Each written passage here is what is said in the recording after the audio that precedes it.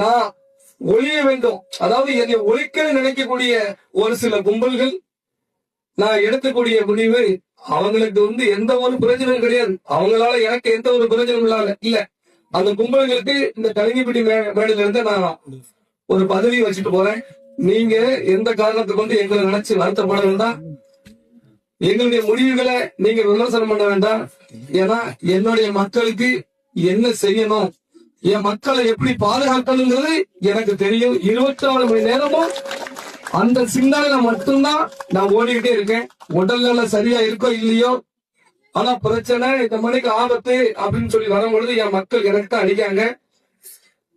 அந்த மாதிரி விஷயங்கள்ல நான் என் மக்களை பாதுகாக்கணும், எப்படி கரை சேர்க்கணுங்கிறது எனக்கு தெரியும். அதனால என் மீது அக்கறை இல்லாதவங்க, என் மீது பாசம் இல்லாதவங்க எல்லாம் சமூக வலைதளங்கள்ல ஒரு சில பதிவுகள் வச்சிருக்காங்க.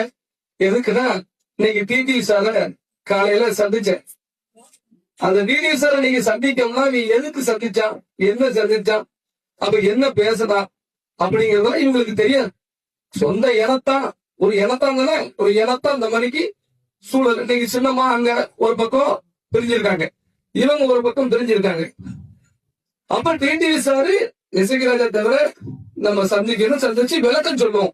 என்ன காரணத்துக்கு என்டிஏ கூட்டணியை நான் ஆதரிச்சேன் அப்படிங்கிற விளக்கத்தையும் சொல்லணும். அவர் நம்ம சந்திச்சு பேசல, மாற்றுக்கிறது இல்ல அப்படின்னாங்க. திருநெல்வேலிக்கு வந்தாரு, சந்திச்சு பேசணும். குடும்பமா சொந்த பந்தமா உட்கார்ந்துதான் பேசணும், அரசியல் பேசல.